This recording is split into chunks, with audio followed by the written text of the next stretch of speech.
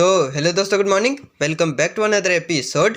मैं राहुल सिंह राजपूत स्वागत करता हूं आप सभी का इंडिया के नंबर 1 स्टडी चैनल, जिसका नाम क्या है, क्रैक कंपटीशन विद आरएसआर। तो गाइस, आज की इस वीडियो के अंदर हम लोग डिस्कस करने वाले हैं इंडियन ज्योग्राफी यानी भारत का भूगोल पार्ट 5। और आज का हमारा टॉपिक होने वाला है भारत का भौगोलिक विभाजन। तो चलिए इंतज़ार की घड़ियों का सत्यानाश करते हुए आज का हमारा ये लेक्चर शुरू करते हैं। तो गाइस, कल का हमारा लास्ट क्वेश्चन था, प्रायद्वीपीय भारत को कितने भागों में बांटा गया है। तो कितने में बांटा गया है?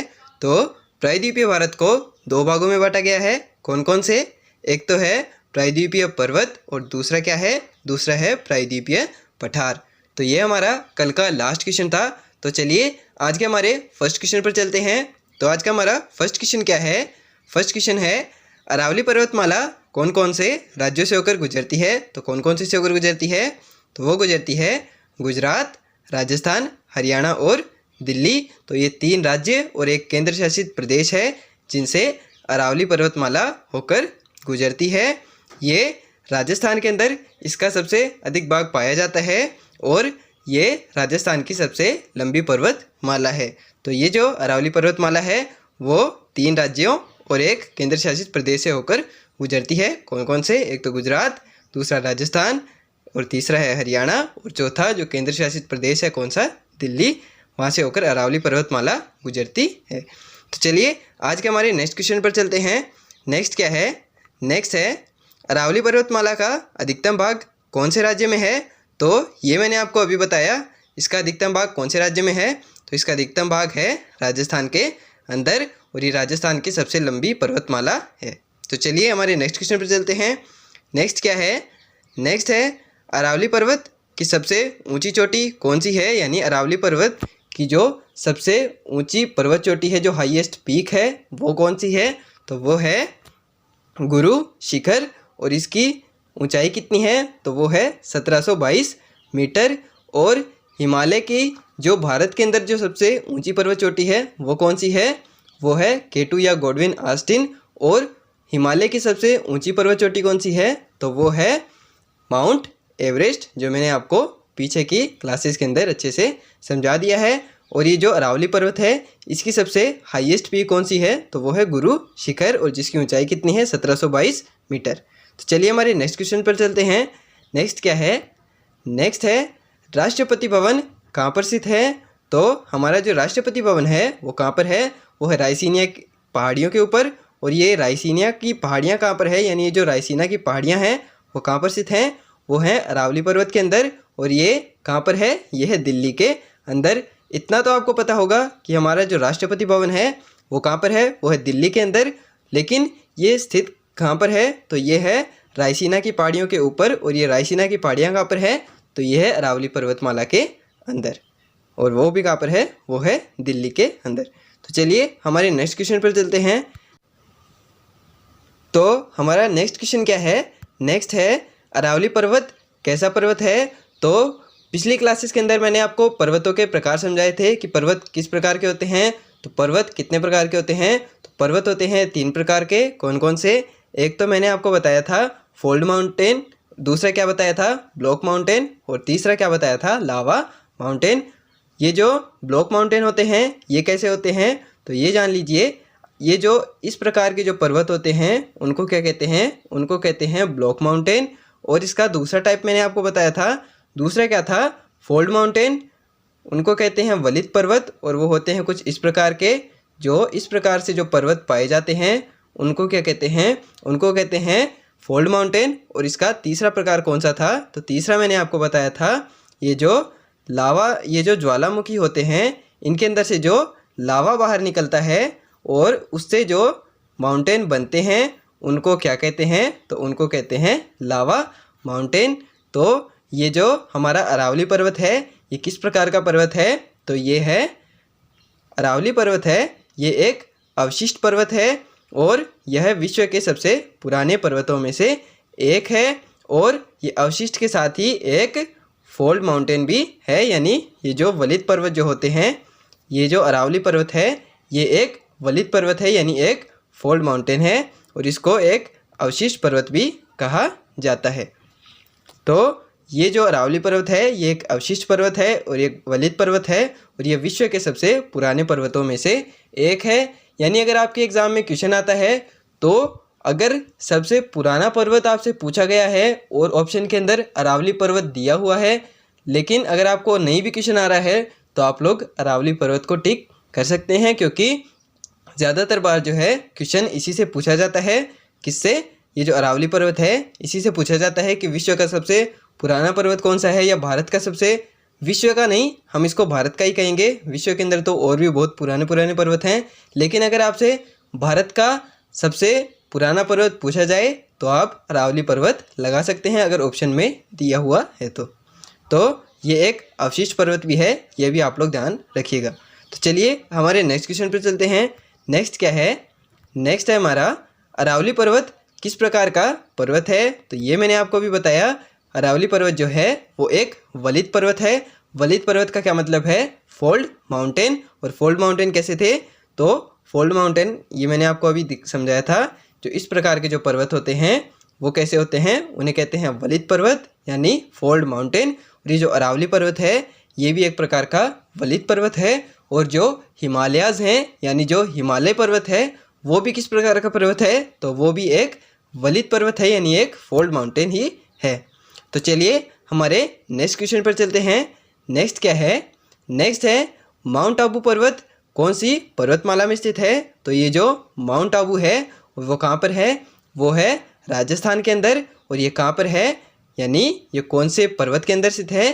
तो ये अरावली पर्वतमाला के अंदर ही स्थित है। कौन सा पर्वत? माउंट आबू पर्वत। ये एक माउंटेन पीक है जो कहाँ पर स्थित है? जो है अरावली पर्वत के अंदर यानी राजस्थान के अंदर ही ये स्थित है। चलिए हमारे नेक्स्ट क्वेश्चन पर चलते हैं। नेक्स्ट क्या है? नेक्स्ट है दिलवाड़ा के प्रसिद्ध जैन मंदिर कहाँ पर स्थित हैं। तो ये जो दिलवाड़ा के प्रसिद्ध जैन मंदिर हैं वो कहाँ पर स्थित हैं? तो वो है माउंट आबू पर्वत पर। और वो कहाँ पर है? सिरोही के अंदर। और सिरोही कहाँ पर है? वो है राजस्थान के अंदर। यानी जो माउंट आबू पर्वत है ये कहाँ पर स्थित है? ये सिरोही के अंदर है। और सिरोही यानी सिरोही कहाँ पर है? सिरोही है राजस्थान के अंदर। और ये जो दिलवाड़ा के प्रसिद्ध जैन मंदिर हैं ये भी कहाँ पर स्थित हैं? ये भी हैं राजस्थान के अंदर ही। कहाँ पर? माउंट आबू पर्वत के ऊपर। और वो कहाँ पर है? सिरोही के अंदर। तो चलिए हमारे नेक्स्ट क्वेश्चन पर चलते हैं। नेक्स्ट क्या है? नेक्स्ट है विंध्याचल पर्वत कौन कौन से राज्यों से होकर गुजरता है। तो विंध्याचल जो पर्वत है वो कौन कौन से राज्यों से होकर गुजरता है? तो वो गुजरता है उत्तर प्रदेश, मध्य प्रदेश, राजस्थान और गुजरात। तो ये 4 राज्य हैं जिनसे विंध्याचल पर्वत होकर गुजरता है। यानी ये जो इतने जो 4 राज्य हैं इनसे इन 4 राज्यों के अंदर विंध्याचल पर्वत फैला हुआ है। कौन कौन से? उत्तर प्रदेश, मध्य प्रदेश, राजस्थान और गुजरात। तो चलिए हमारे नेक्स्ट क्वेश्चन पर चलते हैं। नेक्स्ट क्या है? नेक्स्ट है विंध्याचल पर्वत की सबसे ऊंची पर्वत चोटी कौन सी है। यानी अरावली पर्वत की सबसे ऊंची चोटी यानी हाईएस्ट पीक कौन सी थी? तो वो थी गुरु शिखर। और उसकी ऊंचाई कितनी थी? तो वो थी 1722 मीटर। और ये जो विंध्याचल पर्वत है इसकी सबसे ऊंची चोटी कौन सी है? तो इसकी हाईएस्ट पीक है सद्भावना शिखर। और इसका दूसरा नाम भी है, इसको दूसरे किस नाम से जाना जाता है? तो इसको सिद्ध बाबा भी कहते हैं। यानी ये जो सद्भावना शिखर है इसको सिद्ध बाबा भी कहा जाता है। और ये विंध्याचल पर्वत की सबसे ऊंची पर्वत चोटी है। तो ये थी विंध्याचल पर्वत की सबसे ऊंची पर्वत चोटी कौन सी? सद्भावना शिखर, या जिसको हम लोग सिद्ध बाबा भी कहते हैं। तो चलिए हमारे नेक्स्ट क्वेश्चन पर चलते हैं। नेक्स्ट क्या है? नेक्स्ट है विंध्याचल पर्वत का निर्माण कौन से पत्थरों से हुआ है। तो ये जो विंध्याचल पर्वत है इसका निर्माण कौन से पत्थर से हुआ है? तो इसका निर्माण हुआ है बलुआ पत्थर से। यानी बलुआ पत्थर से ही विंध्याचल पर्वत का निर्माण हुआ है। तो चलिए हमारे नेक्स्ट क्वेश्चन पर चलते हैं। नेक्स्ट क्या है? नेक्स्ट है सतपुड़ा पर्वतमाला में कौन सी पर्वत चोटियाँ स्थित हैं। तो ये जो सतपुड़ा पर्वत है ये कहाँ पर है? ये विंध्याचल पर्वत के जस्ट नीचे है। यानी अगर हम लोग सामने से अगर मैप देखेंगे तो ऊपर जो है यहाँ पर तो स्थित है कौन सा? विंध्याचल पर्वत। और इसके जस्ट नीचे कौन सा पर्वत स्थित है? तो वो है सतपुड़ा पर्वत। तो ये जो सतपुड़ा पर्वत है इसके अंदर कौन कौन सी पर्वत चोटियाँ स्थित हैं? तो इसके अंदर कौन कौन सी हैं?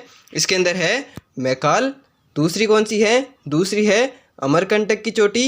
और तीसरी क्या है? बड़वानी। चौथी है महादेव। और पांचवी कौन सी है, तो पांचवी है पंचमढ़ी की चोटियाँ। और ये सारी पर्वत चोटियाँ जो हैं वो कहाँ पर स्थित हैं, ये सतपुड़ा पर्वतमाला के अंदर ही स्थित हैं। कौन कौन सी, एक तो मैकाल पर्वत चोटी, दूसरी है अमरकंटक की पर्वत चोटी, तीसरी है बड़वानी पर्वत चोटी और चौथी है महादेव पर्वत चोटी और पांचवी कौन सी है, पंचमढ़ी की पर्वत चोटी। तो ये सारी चोटियाँ कहाँ पर स्थित हैं, तो ये हैं सतपुड़ा पर्वतमाला के अंदर। ये बहुत ही इम्पोर्टेंट पर्वत चोटियाँ हैं जो मैंने आपको यहाँ पर बताई हैं, तो इनको आप लोग ज़रूर से नोट कर लीजिएगा क्योंकि ये बार बार आपके एग्ज़ाम में पूछी जाती हैं। और ये एज इट इज़ आपके एग्ज़ाम में पूछी जाती है कि मैकाल पर्वत जो है, मैकाल पर्वत चोटी कौन सी पर्वतमाला के अंदर स्थित है। तो इसके अंदर आप लोग कन्फ्यूज़ ना हो, कौन सी लगाएंगे आप लोग, सतपुड़ा पर्वतमाला के अंदर इसको आप लोग लगा देंगे। मैकाल, अमरकंटक, बड़वानी, महादेव और पंचमढ़ी की जो चोटियाँ हैं वो कहाँ पर स्थित हैं, वो है सतपुड़ा पर्वत के अंदर। तो चलिए हमारे नेक्स्ट क्वेश्चन पर चलते हैं। नेक्स्ट क्या है, नेक्स्ट है सतपुड़ा पर्वतमाला की सबसे ऊंची चोटी कौन सी है। तो सतपुड़ा पर्वत की जो सबसे ऊंची चोटी है वो कौन सी है, महादेव श्रेणी में धूपगढ़। और इसकी ऊंचाई कितनी है, तो वो है 1350 मीटर। तो अरावली पर्वत की सबसे ऊंची पर्वत चोटी कौन सी थी, तो वो थी कौन सी, गुरु शिखर। और ये जो सतपुड़ा पर्वतमाला है इसकी सबसे ऊंची पर्वत चोटी कौन सी है, तो इसकी सबसे ऊंची पर्वत चोटी है महादेव पर्वत श्रेणी के अंदर कौन सी, धूपगढ़ जो पर्वत चोटी है वो इसकी सबसे हाईएस्ट पीक है। और उसकी ऊंचाई कितनी है, तो उसकी ऊंचाई है 1350 मीटर। तो चलिए हमारे नेक्स्ट क्वेश्चन पर चलते हैं। नेक्स्ट क्या है, नेक्स्ट है सतपुड़ा पर्वतमाला कौन कौन से राज्यों में फैली हुई है। तो ये कौन कौन से राज्यों में फैली हुई है, तो ये फैली हुई है 3 राज्यों में। और वो 3 राज्य कौन कौन से हैं, तो वो है छत्तीसगढ़, मध्य प्रदेश और गुजरात। अगर हम लोग पश्चिम से पूर्व की ओर देखेंगे तो कौन कौन से, गुजरात, मध्य प्रदेश, छत्तीसगढ़। या हम लोग पूर्व से पश्चिम की ओर देखेंगे तो कौन कौन से होंगे, तो छत्तीसगढ़, मध्य प्रदेश और गुजरात। तो ये 3 राज्य हैं, इनके अंदर सतपुड़ा जो पर्वत है वो फैला हुआ है, छत्तीसगढ़, मध्य प्रदेश और गुजरात। तो चलिए हमारे नेक्स्ट क्वेश्चन पर चलते हैं। हमारा नेक्स्ट क्वेश्चन है सतपुड़ा पर्वत किस प्रकार का पर्वत है। गाइस अगर आप लोगों को थोड़ी सी वॉइस में प्रॉब्लम आ रही है तो मेरे को माफ़ कर देना क्योंकि मेरी थोड़ी सी तबीयत ख़राब हो रखी है, मेरे ज़ुकाम हो रखी है, इसलिए थोड़ी सी आवाज़ सही नहीं आ पा रही है।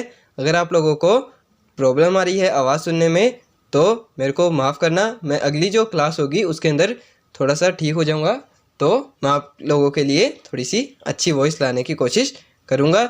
लेकिन इस क्लास के अंदर वॉइस ऐसे ही रहने वाली है क्योंकि मेरी थोड़ी सी तबीयत ख़राब है। चलिए हमारे नेक्स्ट क्वेश्चन पर चलते हैं। नेक्स्ट क्या है, नेक्स्ट है सतपुड़ा पर्वत किस प्रकार का पर्वत है। सतपुड़ा जो पर्वत है यह एक ब्लॉक पर्वत है। अभी तक जो हमने पर्वत पढ़े वो किस प्रकार के पर्वत थे, तो वो थे वलित पर्वत यानी जो फोल्ड माउंटेन थे, वो थे कौन कौन से, एक तो अरावली पर्वत हमने देखा, दूसरा हमने देखा विंध्याचल पर्वत, और जो हमारा सबसे पहले हमने देखा था कौन सा, हिमालयाज़। तो वो तीनों किस प्रकार के पर्वत हैं, तो वो हैं फोल्ड माउंटेन यानी वलित जो पर्वत हैं वो वलित पर्वत हैं। और ये जो सतपुड़ा पर्वत है ये किस प्रकार का पर्वत है, तो ये है ब्लॉक माउंटेन। ब्लॉक माउंटेन मैंने आपको बताया था अभी थोड़ी देर पहले किस प्रकार के होते हैं, तो ये कुछ इस प्रकार के पर्वत होते हैं, इनको ब्लॉक माउंटेन कहते हैं। और ये जो सतपुड़ा पर्वत है ये भी किस प्रकार का पर्वत है, ये है एक ब्लॉक माउंटेन यानी एक ब्लॉक पर्वत है, क्योंकि इसके दोनों ओर भ्रंश घाटी है। एक तरफ तो नर्मदा और दूसरी ओर कौन सी, ताप्ती नदी है। और इसके एक तरफ नर्मदा और दूसरी तरफ ताप्ती भ्रंश घाटी है। और भ्रंश घाटी को इंग्लिश में क्या कहते हैं, तो भ्रंश घाटी को इंग्लिश में कहते हैं रिफ्ट वैली। यानी ये जो सतपुड़ा पर्वत है ये एक ब्लॉक माउंटेन है। और ये ब्लॉक माउंटेन क्यों है, क्योंकि इसके दोनों ओर भ्रंश घाटी यानी रिफ्ट वैली पाई जाती है। कौन कौन सी, 2 रिफ्ट वैली कौन कौन सी है इसके दोनों तरफ, एक तो है नर्मदा रिफ्ट वैली और दूसरी कौन सी है, ताप्ती रिफ्ट वैली। यानी इसके दोनों ओर 2 नदियां हैं, कौन कौन सी हैं, एक तो नर्मदा नदी है और दूसरी कौन सी है, दूसरी है ताप्ती नदी, और वो भ्रंश घाटी का निर्माण करती है। इसीलिए जो सतपुड़ा जो पर्वत है वो एक ब्लॉक माउंटेन है। और जो भ्रंश घाटी होती है उसको इंग्लिश में क्या कहते हैं, उसको कहते हैं इंग्लिश में रिफ्ट वैली। तो इसके दोनों ओर 2 रिफ्ट वैली हैं, ताप्ती और नर्मदा रिफ्ट वैली। तो चलिए हमारे नेक्स्ट क्वेश्चन पर चलते हैं। नेक्स्ट क्या है, नेक्स्ट है, ये दोबारा से क्यों हो रहा है रिपीट। चलिए नेक्स्ट चलते हैं। नेक्स्ट है हमारा, सतपुड़ा पर्वत के दोनों ओर कौन सी नदियां हैं। सतपुड़ा पर्वत के दोनों ओर कौन सी नदियां हैं, तो ये मैंने आपको अभी बताया। एक तरफ तो है ताप्ती नदी और दूसरी तरफ कौन सी है, दूसरी तरफ है नर्मदा नदी। और ये जो दोनों नदियां हैं ये ब्रंश घाटी का निर्माण करती हैं, यानी रिफ्ट वैली का निर्माण करती है। इसीलिए ये जो सतपुड़ा जो पर्वत है वो एक ब्लॉक माउंटेन है। तो चलिए हमारे नेक्स्ट क्वेश्चन पर चलते हैं। नेक्स्ट है, भारत का एकमात्र ब्लॉक पर्वत कौन सा है। तो भारत का एकमात्र ब्लॉक पर्वत कौन सा है, तो ये आपने भी पढ़ा, सतपुड़ा पर्वत एक ब्लॉक पर्वत है। लेकिन ये एक ब्लॉक पर्वत होने के साथ साथ भारत का एकमात्र ब्लॉक पर्वत भी है, यानी सतपुड़ा जो पर्वत है इसके अलावा भारत के अंदर और कोई भी ब्लॉक माउंटेन नहीं है। यानी सभी प्रकार के जो पर्वत हैं वो कौन से हैं, वो हैं वलित पर्वत और कुछ कुछ लावा माउंटेन्स भी हैं। लेकिन भारत के अंदर जो एकमात्र ब्लॉक पर्वत है वो कौन सा है, वो है सिर्फ सतपुड़ा पर्वत। तो चलिए हमारे नेक्स्ट क्वेश्चन पर चलते हैं। नेक्स्ट क्या है, नेक्स्ट है, खड़ी ढलान वाला पर्वत कौन से पर्वत को कहा जाता है। तो कौन से को कहा जाता है, पश्चिमी घाट पर्वत को। इसी पश्चिमी घाट पर्वत को खड़ी ढलान वाला पर्वत कहा जाता है और इसे फ्लैट स्लोप भी कहते हैं। यानी जो पश्चिमी जो घाट पर्वत हैं कहाँ पर हैं, वो है साउथ के अंदर। अगर आप लोग इंडिया के अंदर साउथ वाला जो रीजन है वहाँ पर देखेंगे तो ये आपको पश्चिमी घाट पर्वत नज़र आ जाएंगे। ये पश्चिमी जो भाग है भारत का वहाँ पर स्थित है कौन सा, पश्चिमी घाट पर्वत। और ये खड़ी ढलान वाले पर्वत हैं, इसीलिए इनको फ्लैट स्लोप भी कहा जाता है। ये यहाँ पर 2 बार पे आ गया है, ये थोड़ा सा मिसप्रिंट है तो इसको इग्नोर कीजिएगा। आप लोग सिर्फ इतना देखिए, पश्चिमी घाट पर्वत को ही खड़ी ढलान वाला पर्वत कहा जाता है और इसको फ्लैट स्लोप भी कहते हैं। तो चलिए हमारे नेक्स्ट क्वेश्चन पर चलते हैं। नेक्स्ट क्या है, नेक्स्ट है, पश्चिमी घाट पर्वत कौन कौन से राज्यों में फैला हुआ है। तो पश्चिमी जो घाट पर्वत है वो कौन कौन से राज्यों में, एक तो है गुजरात, उसके नीचे कौन सा आता है, उसके नीचे आता है महाराष्ट्र, फिर आता है गोवा, उसके बाद में कर्नाटक, तीसरा उसके बाद में आता है केरल और लास्ट में कौन सा है, तमिलनाडु। तो ये जो 6 राज्य हैं इनसे पश्चिमी घाट पर्वत होकर गुजरता है। यानी जो 6 राज्य हैं इनके अंदर पश्चिमी घाट पर्वत फैला हुआ है। कौन कौन से हैं, सबसे पहला यानी सबसे जो ऊपर है वो कौन सा है, वो है गुजरात, उसके बाद आता है महाराष्ट्र, फिर उसके नीचे आता है गोवा, फिर आता है कर्नाटक और उसके बाद में पांचवा कौन सा है, पांचवा है केरल और छठा जो राज्य है वो कौन सा है, वो है तमिलनाडु। यानी जो 6 राज्य हैं यहाँ पर पश्चिमी घाट जो पर्वत है वो फैला हुआ है। तो चलिए हमारी नेक्स्ट क्वेश्चन पर चलते हैं। तो हमारा नेक्स्ट क्वेश्चन क्या है, नेक्स्ट है, पश्चिमी घाट पर्वत को और किस नाम से जाना जाता है। तो ये जो पश्चिमी घाट जो पर्वत है इसको दूसरे किस नाम से जानते हैं, तो इनको हम लोग सह्याद्री माउंटेन्स भी कहते हैं। यानी सह्याद्री पर्वत भी इनको कहा जाता है। कौन से पर्वत को, ये जो पश्चिमी घाट पर्वत है इनको सह्याद्री माउंटेन या सह्याद्री पर्वत भी हम लोग कहते हैं। तो चलिए हमारे नेक्स्ट क्वेश्चन पर चलते हैं। नेक्स्ट क्या है, नेक्स्ट है, कौन सी अक्षांश रेखा पश्चिमी घाट पर्वत को 2 बराबर भागों में बांटती है। तो कौन सी अक्षांश रेखा है या कितने डिग्री चैनल है। तो जो 16 डिग्री अक्षांश रेखा है या जिसको हम लोग 16 डिग्री चैनल भी कहते हैं, ये जो पश्चिमी घाट पर्वत है इसको 2 बराबर भागों में बांटती है। आपको मैं थोड़ा सा एक्सप्लेन करूं तो पृथ्वी के ऊपर ऐसे करके ये जो आड़ी और जो सीधी रेखाएं होती हैं ऐसी खींची, काल्पनिक रेखाएं खींची गई हैं। ऐसी रेखाएं वास्तव में पृथ्वी पर नहीं है, ये सिर्फ एक काल्पनिक रेखाएं हैं जो पृथ्वी की संरचना को समझने के लिए खींची जाती है ग्लोब पर और उसको हम लोग पृथ्वी पर भी इमेजिन करते हैं। तो ये जो आपको पड़ी रेखाएं दिखाई दे रही हैं, ये जो ऐसे आपको दिखाई दे रही हैं पड़ी रेखाएं, इनको कहते हैं अक्षांश या इनको हम लोग चैनल भी कहते हैं। तो जो 16 डिग्री अक्षांश या जो 16 डिग्री चैनल है वो कौन से को, ये जो पश्चिमी घाट जो पर्वत है, अगर आप लोग इसको ऐसे इमेजिन करेंगे तो ये जो पश्चिमी घाट पर्वत है इसको 16 डिग्री जो अक्षांश रेखा है वो 2 बराबर भागों में बांटती है और इसको हम लोग 16 डिग्री चैनल भी कहते हैं। तो आपके पेपर में अगर चैनल दिया हुआ हो तो आप लोग चैनल पे टिक करेंगे और अगर अक्षांश दी हुई हो तो अक्षांश पे टिक करेंगे। और कौन से अक्षांश पे, 16 डिग्री अक्षांश पे आप लोग टिक करेंगे जो पश्चिमी घाट पर्वत को 2 बराबर भागों में बांटती है। तो चलिए हमारे नेक्स्ट क्वेश्चन पर चलते हैं। नेक्स्ट क्या है, नेक्स्ट है, पश्चिमी घाट पर्वत की सबसे ऊंची पर्वत चोटी कौन सी है। तो पश्चिमी घाट पर्वत की सबसे ऊंची पर्वत चोटी कौन सी है, तो वो है डोडा बेटा, इसका नाम आप लोगों ने बहुत बार सुना होगा। ये बहुत ही फेमस पर्वत चोटी है और ये कहाँ पर स्थित है? ये पश्चिमी घाट पर्वत के अंदर स्थित है और ये ही पश्चिमी घाट पर्वत की सबसे ऊंची पर्वत चोटी है, यानी इसकी हाईएस्ट पीक है कौन सी? डोडा बेटा। तो चलिए हमारे नेक्स्ट क्वेश्चन पर चलते हैं। नेक्स्ट क्या है? नेक्स्ट है कुदेमुख और बाबा भूधन की पहाड़ियाँ कहाँ पर स्थित हैं? तो कुदेमुख और बाबा भूधन की पहाड़ियाँ कहाँ पर स्थित हैं? तो ये है पश्चिमी घाट पर्वत श्रृंखला के अंदर, यानी पश्चिमी घाट जो पर्वतमाला है उसके अंदर स्थित है। कौन कौन सी? एक तो कुदेमुख और बाबा भूधन की जो पहाड़ियाँ हैं वो इसी पर्वतमाला के अंदर स्थित हैं। कुदेमुख जो है वो कहाँ पर है? वो है कर्नाटक के अंदर।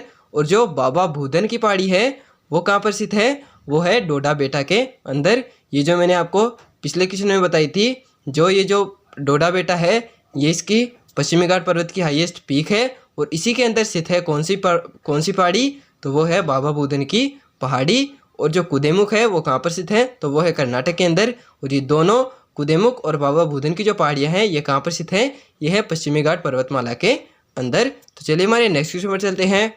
नेक्स्ट क्या है?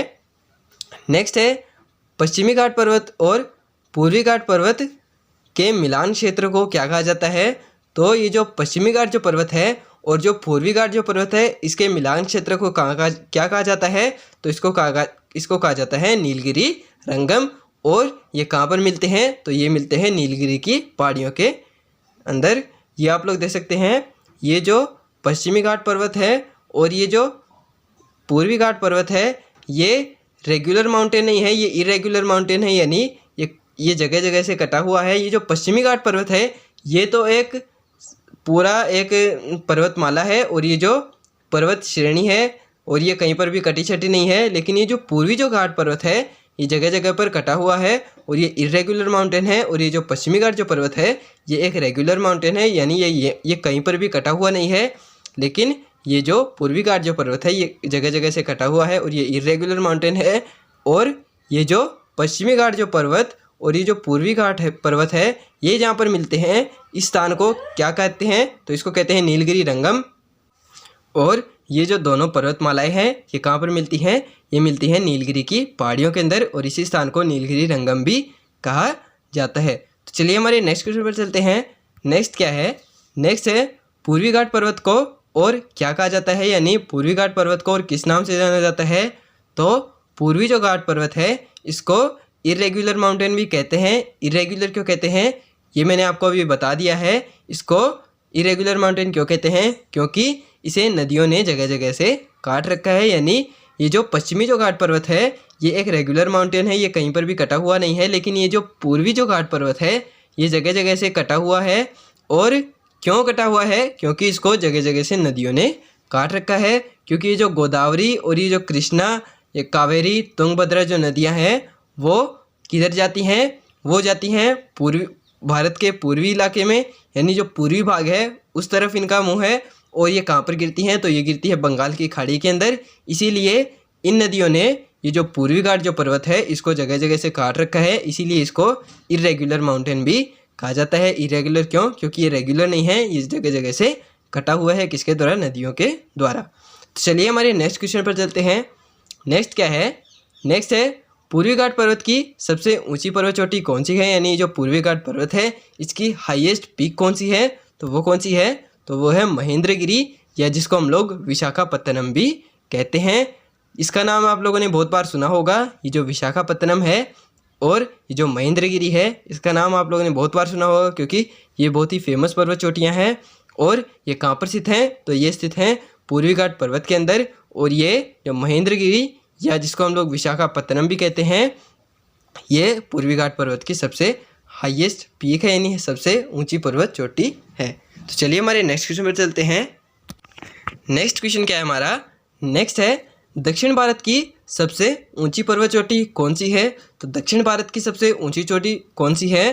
तो वो है अनाईमुड़ी, और जिसकी ऊंचाई कितनी है? तो वो है 2695 मीटर। ये दक्षिण भारत की यानी जो साउथ इंडिया है वो उसकी सबसे ऊंची पर्वत चोटी है। जो पश्चिमी घाट पर्वत है और जो पूर्वी घाट पर्वत है उसके अंदर सबसे ऊंची पर्वत चोटी कौन सी है? तो वो है अनाईमुड़ी, और जिसकी ऊंचाई कितनी है? तो वो है 2695 मीटर यानी 2695 मीटर। तो चलिए हमारे नेक्स्ट क्वेश्चन पर चलते हैं। नेक्स्ट क्या है हमारा, नेक्स्ट है गारो खासी और जयंतिया की पहाड़ियाँ कहाँ पर स्थित हैं, तो वो कहाँ पर है, तो वो है मेघालय के अंदर। और ये किस पर्वतमाला का भाग है, तो ये है पूर्वी घाट पर्वतमाला का भाग, यानी पूर्वी घाट जो पर्वत है ये उसी का भाग है। कौन सी, ये जो गारो और जो खासी और फिर जो जयंतिया की जो पहाड़ियाँ हैं वो किसका भाग है, वो पूर्वी घाट पर्वत का ही भाग है। और ये कहाँ पर स्थित हैं तीनों चोटियाँ, तो वो हैं मेघालय के अंदर। तो चलिए हमारे नेक्स्ट क्वेश्चन पर चलते हैं। नेक्स्ट क्या है हमारा, नेक्स्ट है वांकू मिज़ो और नागा की पहाड़ियाँ कहाँ पर स्थित हैं, तो वांकू मिज़ो और जो नागा की पहाड़ियाँ हैं वो हिमालय के किस भाग के अंदर स्थित हैं, तो वो स्थित हैं हिमालय के पूर्वी भाग के अंदर। तो जो ये इधर मेघालय वाला जो रीजन है, मेघालय अरुणाचल प्रदेश वाला जो रीजन है वहाँ पर ही स्थित हैं। कौन सी, ये जो वांकू मिज़ो और जो नागा की पहाड़ियाँ हैं वो कहाँ पर स्थित हैं, हिमालय के पूर्वी भाग के अंदर। तो चलिए हमारे नेक्स्ट क्वेश्चन पर चलते हैं। नेक्स्ट क्या है, नेक्स्ट है अजंता और एलोरा की पहाड़ियाँ कहाँ पर स्थित हैं, तो ये जो अजंता और एलोरा की पहाड़ियाँ हैं ये कहाँ पर है, ये है महाराष्ट्र के अंदर। ये बहुत ही महत्वपूर्ण पर्वत चोटियाँ हैं या जो पहाड़ियाँ हैं, ये मैं आपको यहाँ पर बता रहा हूँ। ये आपसे एज इट इज़ आपके एग्ज़ाम में पूछी जा सकती हैं। मेरी थोड़ी सी तबीयत ख़राब है इसीलिए मैं थोड़ा सा एक्साइटेड होकर नहीं बोल पा रहा हूँ, लेकिन ये जो जितनी भी मैं आपको यहाँ पर पर्वत चोटियाँ या जितनी भी पहाड़ियाँ बता रहा हूँ ये आपसे आपकी एग्ज़ाम में एज इट इज़ पूछी जा सकती है। तो इनको आप लोग ज़रूर से याद कर लीजिएगा और इनको ज़रूर से नोट करते चलिएगा, क्योंकि ये आपको और कहीं पर नहीं मिलेगा इतनी डिटेल से। ये सिर्फ मैं आप लोगों के लिए क्वेश्चन लेकर आया हूँ, लेकिन ये एक फाउंडेशन बैच ही है। तो ये आप लोग ध्यान से इनको पढ़ते चलिएगा। ये जो अजंता और जो एलोरा की पहाड़ियाँ हैं ये कहाँ पर स्थित हैं, तो ये है महाराष्ट्र के अंदर। तो चलिए हमारे नेक्स्ट पर चलते हैं। नेक्स्ट क्या है, नेक्स्ट है कार्गेमम की पहाड़ियाँ कहाँ पर स्थित हैं, तो ये जो कार्गेमम की पहाड़ियाँ हैं ये कहाँ पर है, ये है केरल के अंदर। तो चलिए हमारे नेक्स्ट पर चलते हैं। नेक्स्ट क्या है, ये जो कार्गेमम की पहाड़ियाँ हैं इनको इलायची की पहाड़ियाँ भी कहते हैं। तो आपसे एग्ज़ाम में ऐसे भी पूछा जा सकता है कि इलायची की पहाड़ियाँ किसको कहा जाता है, तो आप लोग क्या लगाएंगे, तो वो लगाएंगे कार्गेमम की पहाड़ियाँ। और आपसे ऐसे भी पूछा जा सकता है कि इलायची की पहाड़ियाँ कहाँ पर स्थित हैं, तो वो आप लोग कहाँ पर बताएंगे, तो वो बताएंगे केरल के अंदर। तो आपसे अगर कार्गेमम पूछा जाए तो भी आप लोग केरल लगाएंगे, या आपसे इलायची की पहाड़ियाँ पूछी जाएँ तो भी केरल लगाएंगे, या आपको ऐसा पूछा जाए कि इलायची की पहाड़ियाँ किसको कहा जाता है, तो वो आप लोग लगाएंगे कार्गेमम की पहाड़ियों को ही इलायची की पहाड़ियाँ कहा जाता है। तो चलिए हमारे नेक्स्ट क्वेश्चन पर चलते हैं। नेक्स्ट क्या है, नेक्स्ट है सतमाला की पहाड़ियाँ कहाँ पर स्थित हैं, तो ये जो सतमाला की पहाड़ियाँ हैं ये कहाँ पर है, ये भी है महाराष्ट्र के अंदर। तो ये जो अभी मैंने आपको बताया कौन सी थी, वो थी कार्गेमम, और ये जो सतमाला की जो पहाड़ियाँ हैं ये दोनों कहाँ पर है, ये है महाराष्ट्र के अंदर, इनको जिनको इलायची की पहाड़ियाँ भी कहते हैं। तो चलिए हमारे नेक्स्ट के ऊपर चलते हैं।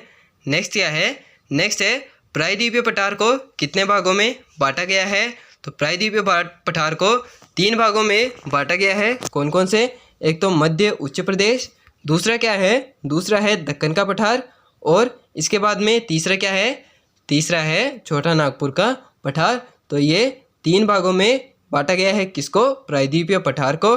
सबसे पहला क्या है, सबसे पहला है मध्य उच्च प्रदेश, दूसरा है दक्कन का पठार, और तीसरा क्या है, छोटा नागपुर का पठार। और ये जो छोटा नागपुर का पठार है इसको भारत का रूर प्रदेश भी कहा जाता है।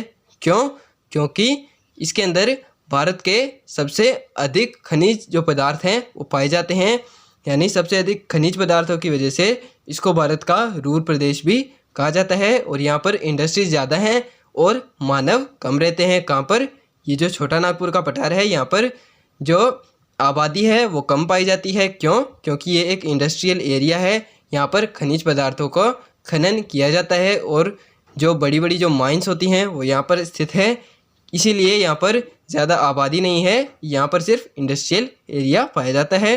कहाँ पर, छोटा नागपुर के पठार के अंदर। तो चलिए हमारे नेक्स्ट क्वेश्चन पर चलते हैं। नेक्स्ट क्या है, नेक्स्ट है मध्य उच्च प्रदेश को कितने भागों में बांटा गया है, तो जो प्रायद्वीपीय जो पठार था उसको 3 भागों में बांटा गया था। कौन कौन से, मध्य उच्च प्रदेश, दक्कन का पठार, और दूसरा क्या था, छोटा नागपुर का पठार। तो ये जो इसका फर्स्ट पार्ट है मध्य उच्च प्रदेश, इसको भी डिवाइड किया गया है कितने भागों में, तो इसको 3 भागों में डिवाइड किया गया है। कौन कौन से, तो सबसे पहला भाग है इसका मालवा का पठार, दूसरा क्या है बुंदेलखंड का पठार, और तीसरा इसका भाग क्या है, तीसरा है बघेलखंड का पठार। तो ये जो तीनों हैं मालवा का पठार, बुंदेलखंड का पठार और बघेलखंड का पठार, ये किसके भाग हैं, ये है मध्य उच्च प्रदेश के भाग। और ये जो मध्य उच्च प्रदेश है वो किसका भाग है, वो है प्रायद्वीपीय पठार का भाग। तो इसको भी हम लोग आगे डिटेल से समझेंगे। तो चलिए नेक्स्ट क्वेश्चन पर चलते हैं। नेक्स्ट क्या है, नेक्स्ट है दक्कन के पठार में कौन कौन से पठार शामिल हैं। तो ये जो दक्कन का पठार है इसके अंदर कौन कौन से पठार शामिल है, तो इसके अंदर शामिल है महाराष्ट्र का पठार, दूसरा है इसके अंदर तेलंगाना का पठार, तीसरा है आंध्र प्रदेश का पठार, और चौथा क्या है, चौथा है कर्नाटक का पठार, और पांचवा इसके अंदर आता है तमिलनाडु का पठार। तो ये इसके अंदर 5 पठार हैं। किसके अंदर, जो दक्कन का पठार है इसके अंदर 5 पठार शामिल है। कौन कौन से, एक तो महाराष्ट्र का पठार, दूसरा है तेलंगाना का पठार, तीसरा है आंध्र प्रदेश का पठार, चौथा है कर्नाटक का पठार, और पांचवा क्या है तमिलनाडु का पठार। ये 5 पठार शामिल हैं किसके अंदर, दक्कन के पठार के अंदर। चलिए हमारे नेक्स्ट क्वेश्चन पर चलते हैं। नेक्स्ट क्या है, नेक्स्ट है मालवा के पठार में किस प्रकार की मिट्टी पाई जाती है। तो ये जो मालवा का पठार है इसके अंदर किस प्रकार की मिट्टी पाई जाती है, तो इसके अंदर पाई जाती है काली मिट्टी, और ये बहुत ही उपजाऊ मिट्टी होती है। इसीलिए यहाँ पर जो मूंगफली और जो कपास की खेती है वो की जाती है। मालवा के पठार का निर्माण कैसे हुआ है, तो ये जो मालवा का जो पठार है इसका निर्माण कैसे हुआ है, तो इसका निर्माण हुआ है ज्वालामुखी क्रियाओं से। यानी ज्वालामुखी जो है जब वो फटता है तो उससे जो अवशिष्ट पदार्थ बाहर आते हैं उसके अंदर से जो मिट्टी निकलती है उसी से निर्माण किसका हुआ है, मालवा के पठार का। इसीलिए इसकी मिट्टी काली है और सबसे उपजाऊ इसकी मिट्टी पाई जाती है, क्योंकि ज्वालामुखी के अंदर से जो लावा बाहर निकलता है उसके अंदर बहुत ही उपजाऊ खनिज पदार्थ भी पाए जाते हैं। इसीलिए ये जो मालवा का पठार है यहाँ पर सबसे उपजाऊ मिट्टी काली मिट्टी पाई जाती है। तो चलिए हमारे नेक्स्ट क्वेश्चन पर चलते हैं। नेक्स्ट क्वेश्चन क्या है, नेक्स्ट है मालवा के पठार में कौन कौन सी फसलें उगाई जाती हैं। तो ये जो काली मिट्टी है ये बहुत ही उपजाऊ मिट्टी है, इसीलिए यहाँ पर कौन कौन सी खेती की जाती है, तो वो की जाती है कपास की खेती, दूसरी क्या है, दूसरी है मूंगफली की, तीसरी है सोयाबीन की, और चौथी है गेहूं की खेती। इसकी मुख्य फसलें हैं। यानी ये जो काली मिट्टी होती है ये बहुत ही उपजाऊ मिट्टी होती है, इसीलिए यहाँ पर कपास और मूंगफली की खेती की जाती है, और इसके अलावा सोयाबीन की खेती भी की जाती है, और चौथी क्या है, चौथी है गेहूं की खेती। यहाँ पर मुख्य फसलें हैं। तो चलिए हमारे नेक्स्ट पर चलते हैं। नेक्स्ट क्या है, नेक्स्ट है मालवा के पठार में किस प्रकार की चट्टानें पाई जाती हैं। तो ये जो मालवा का जो पठार है यहाँ पर किस प्रकार की चट्टानें पाई जाती हैं, यहाँ पर पाई जाती हैं बेसाल्ट चट्टानें। तो चलिए हमारे नेक्स्ट पर चलते हैं। नेक्स्ट क्या है, नेक्स्ट है मालवा के पठार की मुख्य नदियाँ कौन कौन सी हैं। तो मालवा का जो पठार है उसकी मुख्य नदियाँ कौन सी है, तो वो है नर्मदा, चंबल, क्षिप्रा, बेतवा, काली सिंध, पार्वती और माही नदी इसकी मुख्य नदियां हैं। ये जो मालवा का जो पठार है यहाँ पर किस प्रकार कौन कौन सी नदियां हैं, यहाँ पर है नर्मदा नदी, चंबल नदी, क्षिप्रा नदी, बेतवा नदी, काली सिंध नदी और पार्वती नदी, और लास्ट में कौन सी है, माही नदी। यहाँ पर यहाँ की मुख्य नदियाँ हैं। चलिए हमारे नेक्स्ट क्वेश्चन पर चलते हैं। नेक्स्ट है माही नदी कौन सी रेखा या अक्षांश को 2 बराबर भागों में बांटती है। तो ये जो माही नदी है ये कर्क रेखा को 2 बार काटती है, यानी जो 23.5 डिग्री अक्षांश रेखा है उसको ट्रॉपिक ऑफ कैंसर है उसको ये जो माही नदी है दो बार काटती है। कौन सी रेखा को, 23.5 डिग्री अक्षांश रेखा को 2 बार काटती है। तो चलिए गाइस आज के लिए सिर्फ इतना ही। मेरी तबीयत ख़राब है, मेरे से बोला नहीं जा रहा है, तो आगे का जो कॉन्सेप्ट है वो हम नेक्स्ट क्लास के अंदर कवर करेंगे। आज के लिए सिर्फ इतना ही। अगर आप लोगों को वीडियो पसंद आया तो वीडियो को लाइक कर देना, चैनल पे नए हो तो चैनल को सब्सक्राइब कर देना। मिलते हैं जल्दी ही नेक्स्ट वीडियो में। Thank you so much for watching, bye.